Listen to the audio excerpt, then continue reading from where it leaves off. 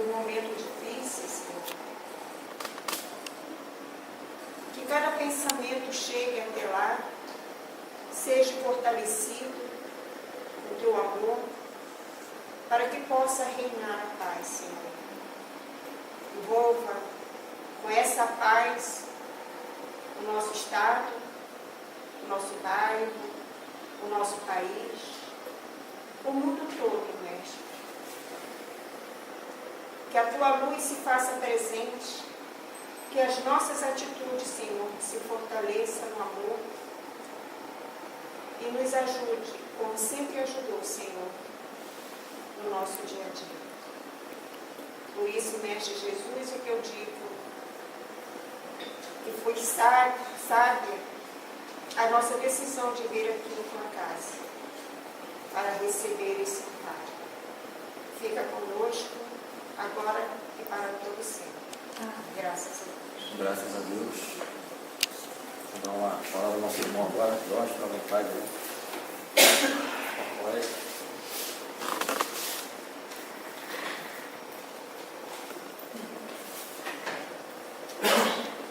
Irmãos, muita paz, boa noite. Boa noite. Que a misericórdia do Cristo se derrame sobre cada um de nós. O assunto é interessantíssimo, né? A gente vai conversar sobre perigos, né? O perigo real, o perigo iminente e a situação de perigo na qual somos livrados, né? É um tema bem pertinente aos momentos atuais, né? A nossa irmã lembrou bem na prece dela, né?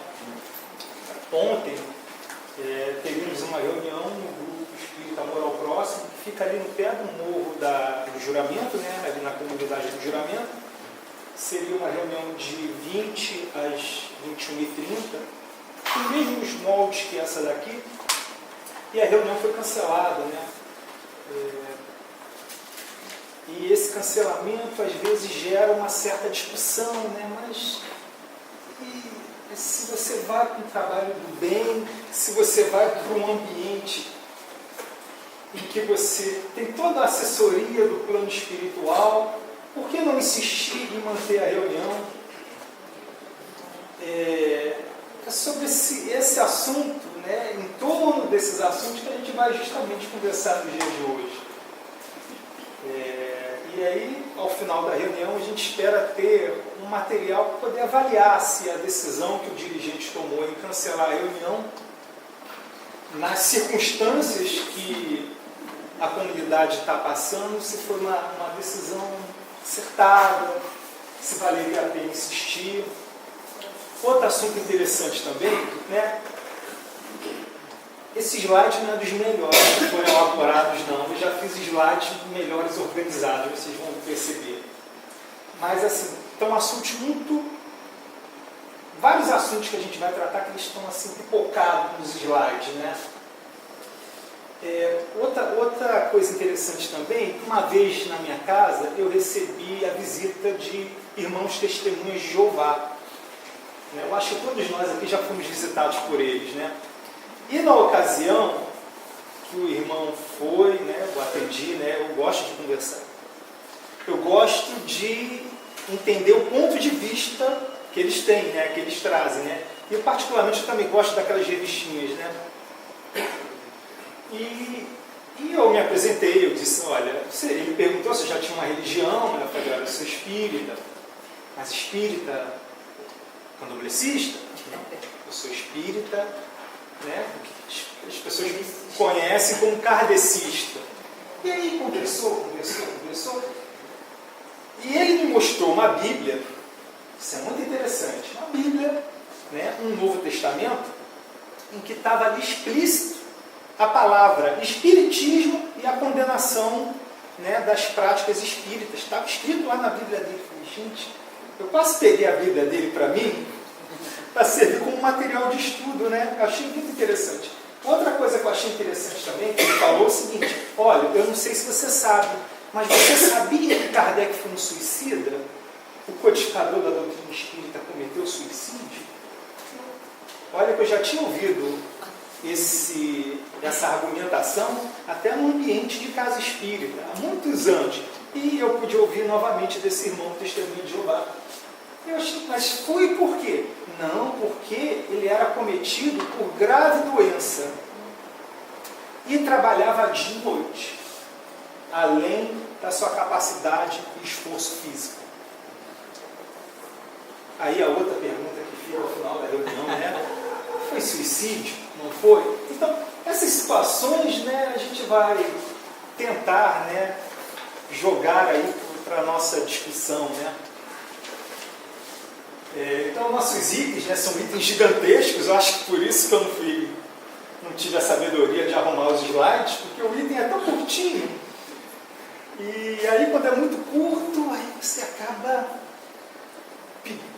né, contando com a inspiração do alto para poder nortear as nossas conversas, né? Pode passar, por favor. Primeiro, eu acho interessante a gente entender, né, o que seria perigo, né? Já que a gente vai a todo momento falar sobre perigo, né? O perigo eminente, o perigo real, e aquele perigo do qual fomos livrados. Eu acho interessante a gente entender, aos olhos de hoje, né, qual o entendimento, qual a interpretação que a gente teria de perigo.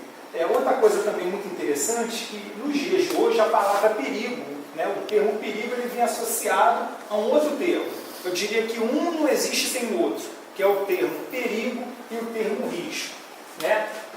O risco é uma possibilidade, ele é uma probabilidade de que algo de ruim ou de bom venha a ocorrer, né? Já diziam os pensadores gregos que viver é um risco, né? Quem não arrisca, por si só, não vive.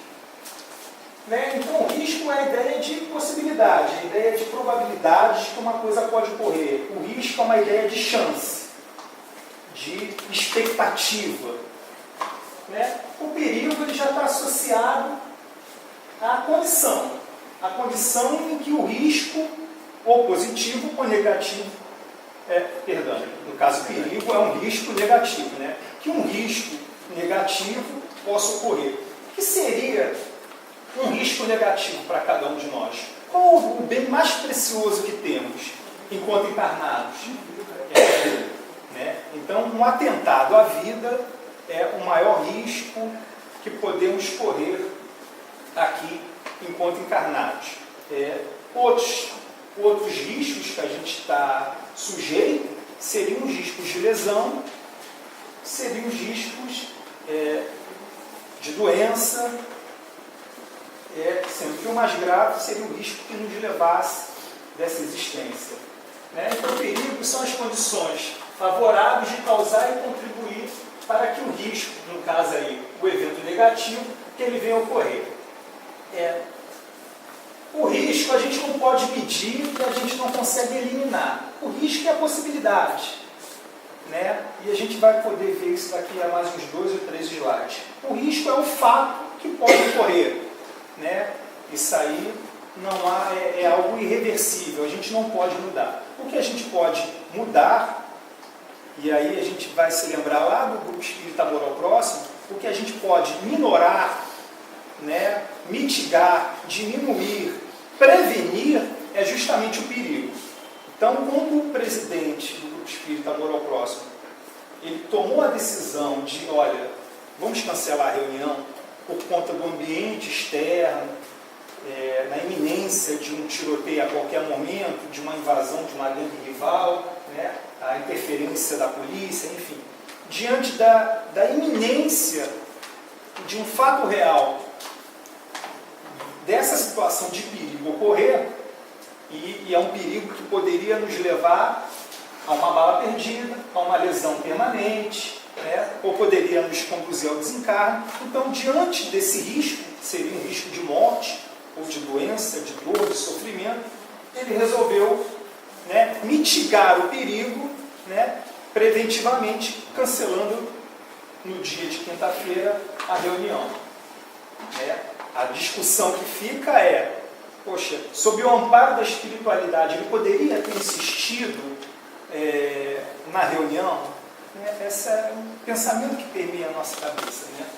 É interessante o seguinte, quando a decisão de cancelamento da reunião foi tomada de manhã.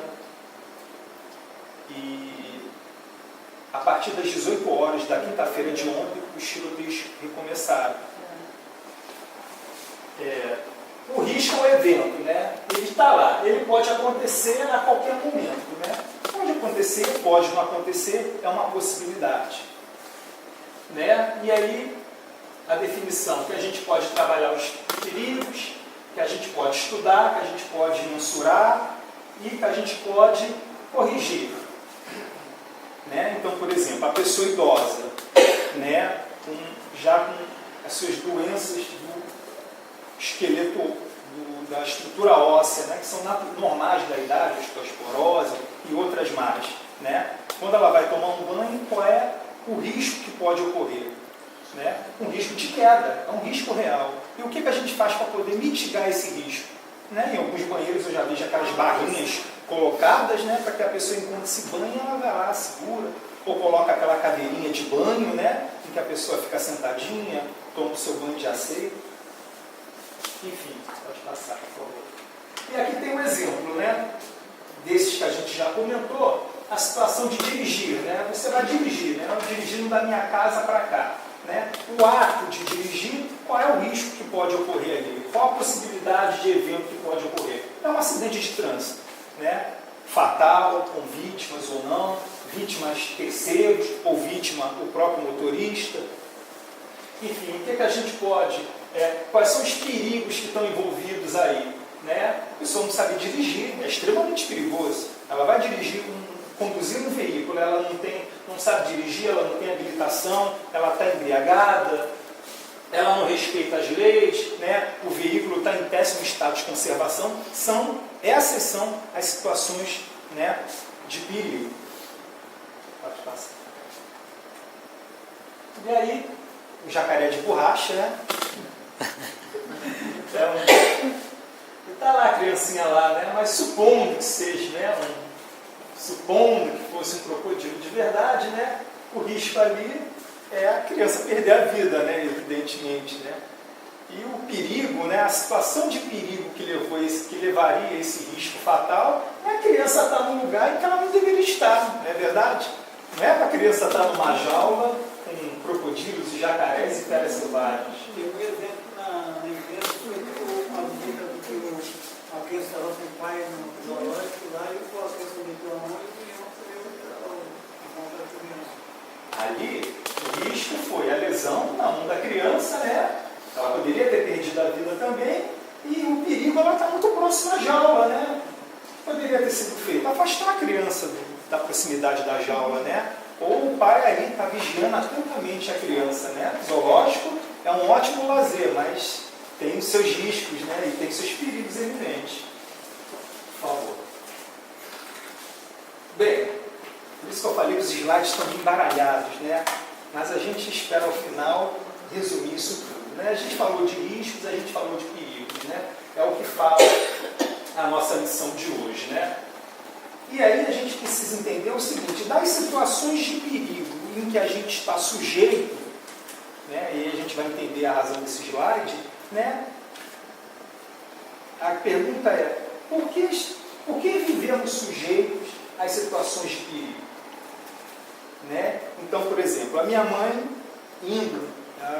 ela é candomblecista, então ela indo para o centro dela, ela estava falando com o celular à rua, juntou 2 ou 3 jovens no entorno dela e foram lá agarrar o celular dela e puxaram. E aí o adolescente puxa de lá, ela puxa de cá, o adolescente puxa de lá, puxa de cá. Eram 3. Então, enquanto um tentava tirar o celular dela, os outros 2, como ela estava numa guarita de ônibus, né, num ponto de ônibus, os outros 2, com a mão debaixo da camisa, estavam ali vigiando os outros passageiros ali para que não esboçassem nenhuma reação. Né? Não se sabe se eles estavam armados ou não. Mas o interessante foi que minha mãe, ao invés de ceder o aparelho celular, ela ficou brigando. Né? Olha o risco iminente que ela estava correndo ali de perder a própria vida, se de fato eles estivessem armados. E a situação de perigo seria o quê? Hoje em dia, é uma situação bem realista, atender o celular na rua é altamente arriscado, né? É altamente perigoso, dependendo do lugar onde você esteja, atender o celular na rua. Mas aí a questão que fica por trás disso tudo é, né, entre riscos e perigos, né, a questão que está por trás disso, né, por que ela? Por que isso ocorreu, essa situação de perigo iminente? Por que ocorreu com ela e não ocorreu da mesma forma com os outros passageiros que estavam ali ao lugar, junto a ela naquele momento, que deviam ter os seus celulares guardados nas bolsas, deviam ter alguma soma de dinheiro, enfim. Por que ela? Né? E aí eu traduzo para cada um de nós. Por que nós? Né? Como entendermos essa situação de perigo que vivemos? Né? A vida nos diz, né, que a única fatalidade a qual todos estamos sujeitos é a morte do corpo físico, é o desencarne. A gente já nasce com a única certeza de que a gente vai desencarnar. Quando não sabemos. Né? Esperamos que daqui a longa data, mas também não tão longa assim. Né? Porque a gente espera viver, né? A gente espera ter o merecimento de viver com uma dignidade, não só a dignidade da mente, da emoção, mas a dignidade do próprio corpo físico.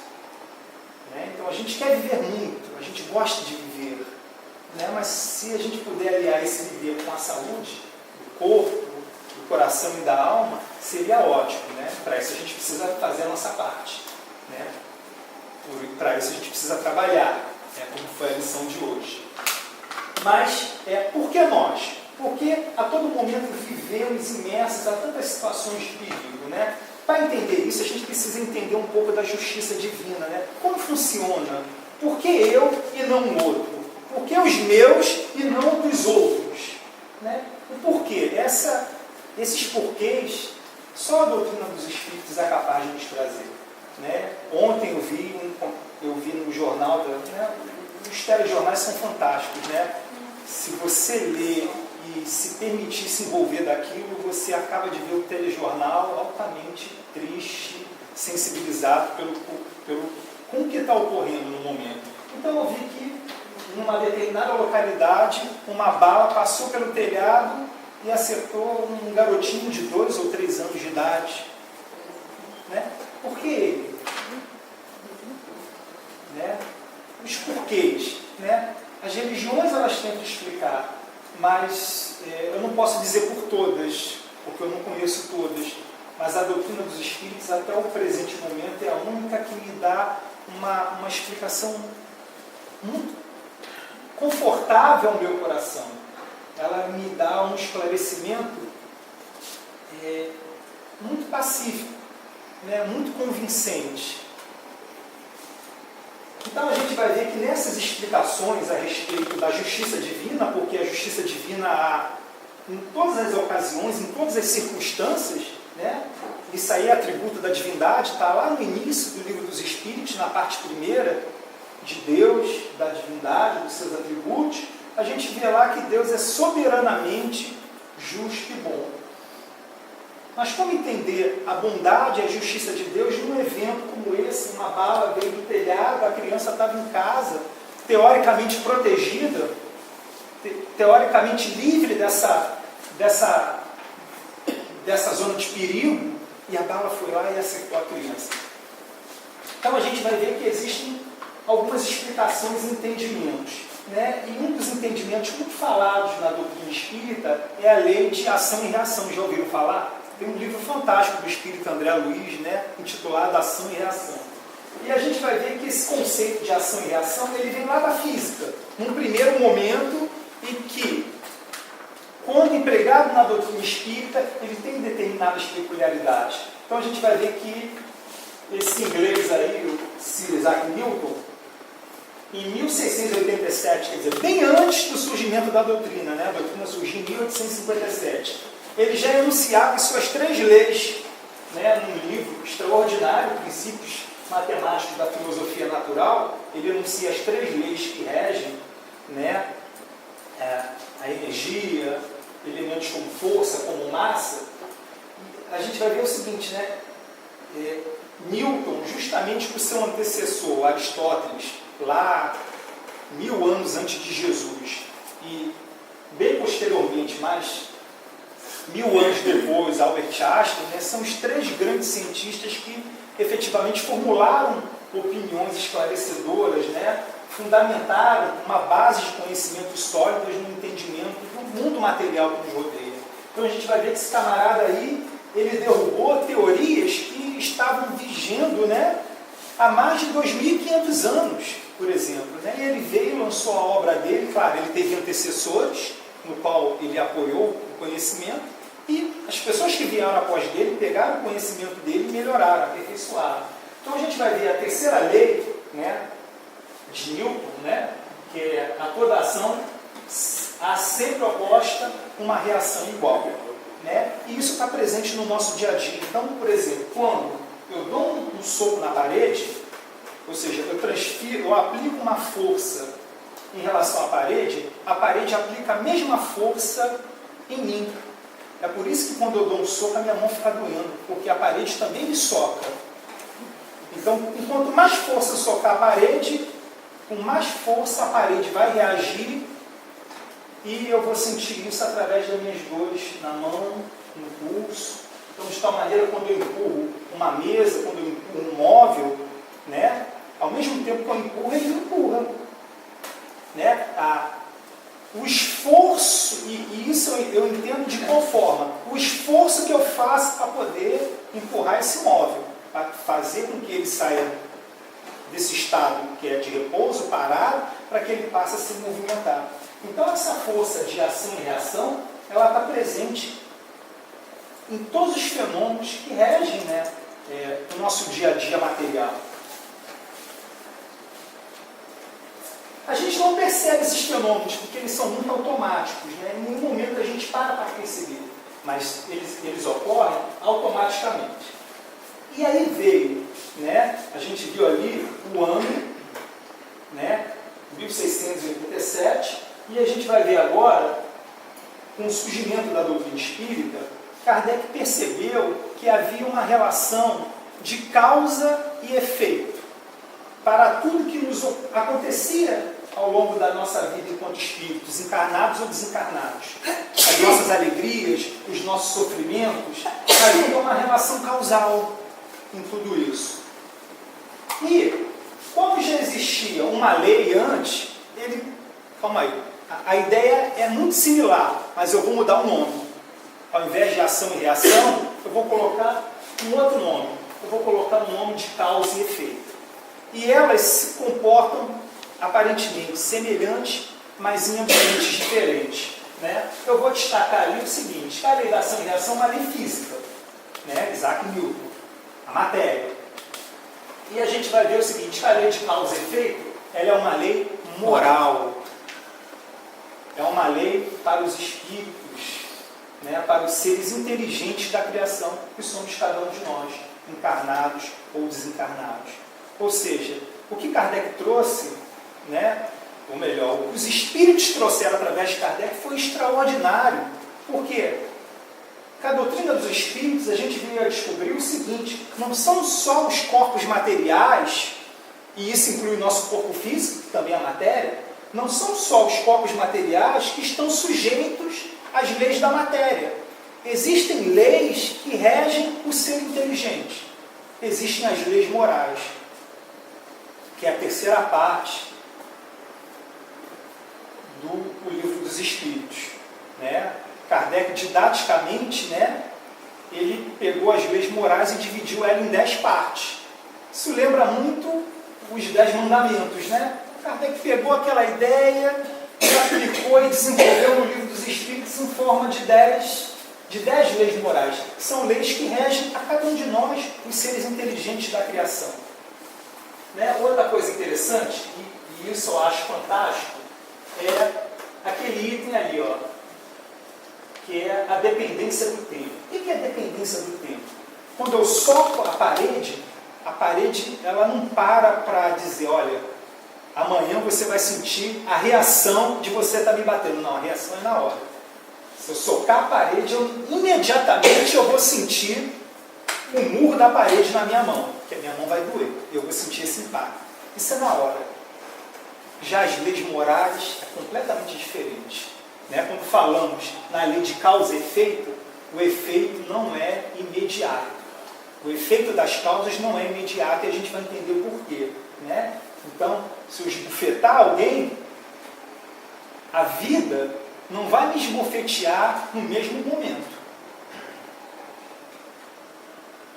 O que eu quero dizer com isso? Né? Não estou falando aquela situação de briga, né? Eu soco, o outro me soca, não.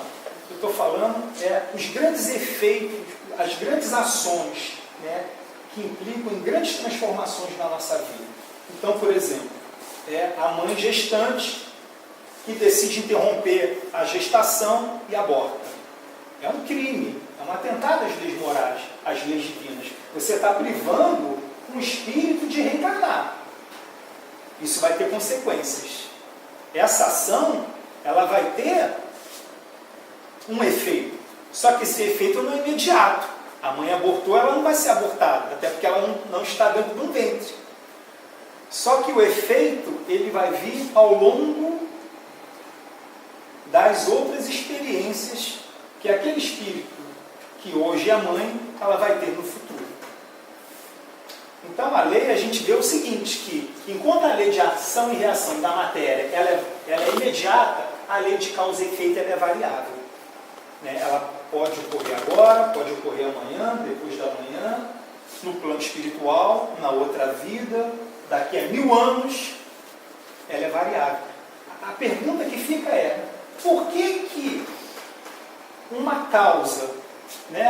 Por que uma causa, né, que eu faça hoje, por que eu de repente só vou ver a reação daqui, por exemplo, a 2 ou 3 encarnações? Por uma única razão. Porque quando essa reação vir a ocorrer, eu já vou ter condições de aprender com aquilo. Então, esse é o mecanismo da lei de Deus. É educativo.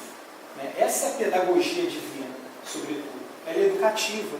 Então, de que me vale eu cometer um crime moral hoje e imediatamente eu ter a reação desse crime? Eu vou ter condições de refletir, de ponderar, de meditar?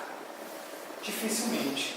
Então, quando a reação surgir, ela vai surgir no momento em que eu, como espírito, terei condições de, perceber aquela situação difícil, dolorosa, sofrida, aquela situação de eminente perigo, e eu vou ter condições de refletir e de ponderar.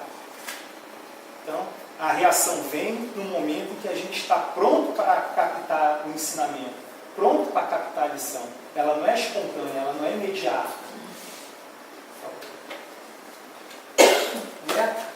E a gente falou, né, a gente já viu até a cola, né, que Deus é infinitamente justo e bom, né, é um dos atributos da divindade. Né? Mas eu me recordo que quando eu era criança, sempre quando relampeava e trovejava, vovó dizia: Deus está ralhando. Gente, Deus está ralhando. O ralhar, né, o brigar, o chamar a atenção é uma coisa tão nossa, né, de pais terrenos, né, de pais encarnados em relação aos nossos filhos, né? E aí a gente projeta um comportamento que é nosso na divindade, né? Então, quando dá o raio, Deus está brigando, Deus está ralhando, né? E fica essa pergunta: Deus